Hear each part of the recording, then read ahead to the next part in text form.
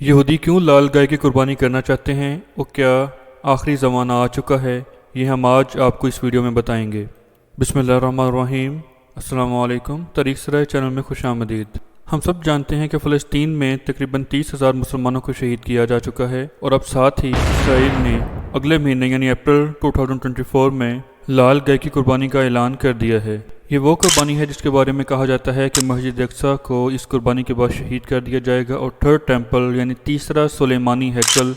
تعمیر ہونا شروع ہوگا۔ اور تھرڈ ٹیمپل یعنی ہیکل سلیمانی یہودیوں کے لیے اتنا ہی مقدس ہے جس طرح مسلمانوں کے لیے خانہ کعبہ یعنی مسجد الحرام۔ ڈوم آف دی راک جسے گنبد صخرہ بھی کہا جاتا ہے، اس کے بارے میں یہودیوں کا خیال ہے کہ یہ کائنات عالم کا سینٹر پوائنٹ ہے، اور یہودی اسے اپنے لیے مقدس ترین جگہ تصور کرتے ہیں۔ یہودیوں کا یہ بھی خیال ہے کہ اسی پتھر پر یعنی ڈوم آف دی راک کے نیچے ہی یعنی یہ وہ مقام ہے جہاں حضرت آدم علیہ السلام کو پیدا کیا گیا، اور یہی وہ مقام ہے جہاں حضرت ابراہیم علیہ السلام نے اپنے صاحبزادے حضرت اسماعیل علیہ السلام کی قربانی دینا چاہی تھی۔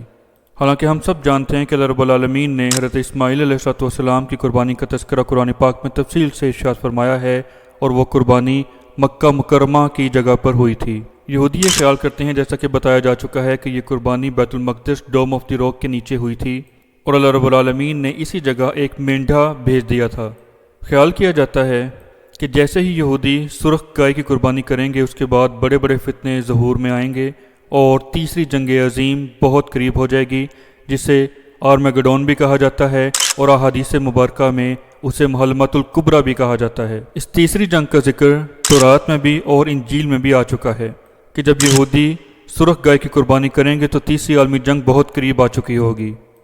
پچھلے سال یعنی 2023 میں یہ خبریں آنا شروع ہو گئی تھیں کہ اسرائیل میں 2000 سال کے بعد امریکہ سے 5 لال گائیں منگوا لی گئی ہیں، جن کی قیمت $5 لاکھ ادا کی گئی ہے، اور ان کی اسرائیل میں نہایت احتیاط اور حفاظت سے پرورش کی جا رہی ہے۔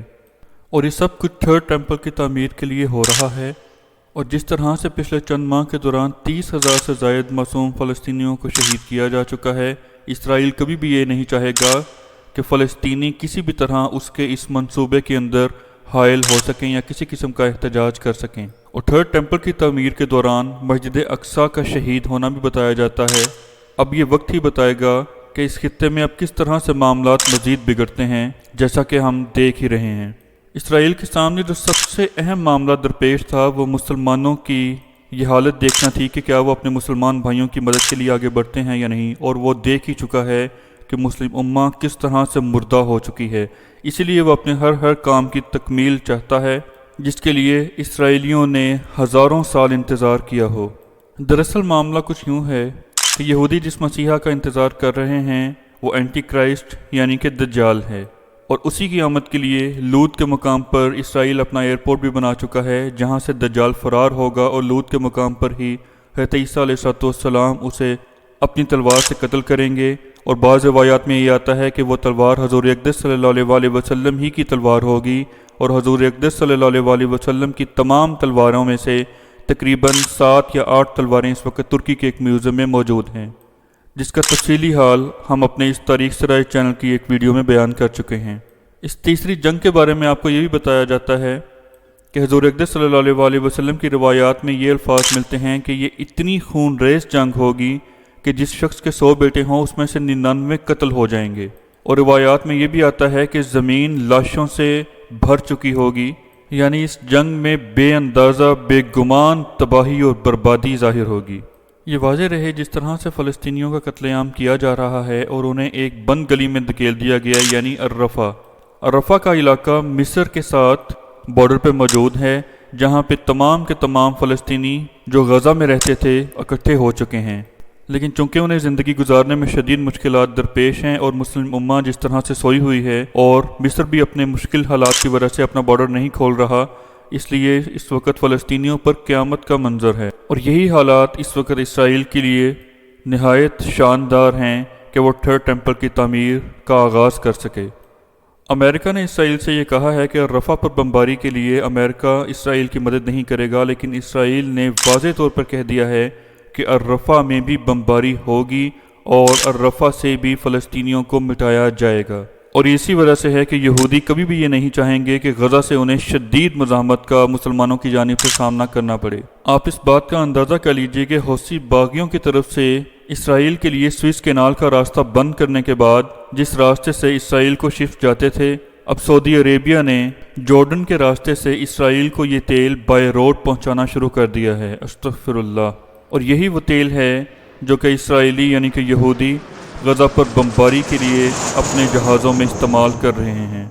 پوری دنیا تو بڑی دور کی بات ہے، لیکن اگر اسرائیل کے ارد گرد چند اسلامی ممالک ہی اسرائیل کا سختی سے محاصرہ کر لیں اور بائیکاٹ کر دیں تو اسرائیل کا وجود یقیناً ختم ہو سکتا ہے۔ رہی بات عرب ممالک کی غیرت کی، تو سلطنت عثمانیہ کا وجود اس بات کی دلیل تھا کہ اللہ رب العالمین نے اسلامی سربراہی اب عربوں سے لے کر ترکوں کے حوالے کر دی گئی ہے، جس کی بنیاد عثمان غازی نے سلطنت عثمانیہ کے نام پر رکھی تھی۔ اور ایسے ہی اللہ رب العالمین نے قرآن پاک میں واضح طور پر ارشاد فرمایا ہے، جس کا مفہوم ہے کہ بنی اسرائیل پہلے اللہ رب العالمین کی لاڈلی قوم تھی۔ جب اس نے اللہ رب العالمین کے خلاف بغاوت کی، اللہ رب العالمین کے مقدس دین کے خلاف بغاوت کی، تو اللہ رب العالمین نے وہ تمام کا تمام نظام عربوں کے حوالے کر دیا۔ اور جب عرب بھی نام کے مسلمان رہ گئے تو اللہ رب العالمین نے پورا کا پورا اسلامی نظام ترکوں کے حوالے فرما دیا۔ اس لال گائے کی قربانی تیسری عالمی جنگ اور دنیا کے ختم ہونے کے طور پر قیامت کی آخری نشانی کا آغاز بتائی جاتی ہے، اور اسی تیسری عالمی جنگ کے بعد ہی اللہ رب العالمین پوری دنیا میں اسلام کا غلبہ عطا فرمائے گا، جیسا کہ احادیث مبارکہ میں بار بار ذکر آیا ہے کہ جب حضرت عیسیٰ علیہ السلام آ کر دجال کو قتل کریں گے اور یہودیوں کو چن چن کر ہلاک کر دیں گے، اور یہودی اس قتل و غارت سے بچنے کے لیے غرقد کے درخت کے نیچے پناہ لیں گے، جو کہ اسرائیل اور فلسطین کی سرزمین پر جگہ جگہ اگا دیا گیا ہے، اور اس کے باغات کثرت سے اب اسرائیل میں پائے جاتے ہیں۔ اور پھر حضرت عیسیٰ علیہ السلام کے ہاتھوں یہودیوں کے خاتمے کے بعد ہی اسلام کا مکمل طور پر غلبہ پوری دنیا میں اللہ رب العالمین عطا فرمائیں گے، اور پھر اس کے بعد قیامت کا باقاعدہ آغاز ہو جائے گا۔ اب آپ خود اندازہ کر لیں کہ قیامت اب کتنا نزدیک ہے، جیسا کہ احادیث مبارکہ کی روشنی میں ہم اپنی آنکھوں سے دیکھ رہے ہیں۔ اگر آپ کو یہ ویڈیو پسند آئی ہو تو ضرور اسے لائک کریں، شیئر کریں، کمنٹ سیکشن میں اپنی رائے کا اظہار کریں، اور چینل کو ضرور سبسکرائب کریں۔ جزاک اللہ۔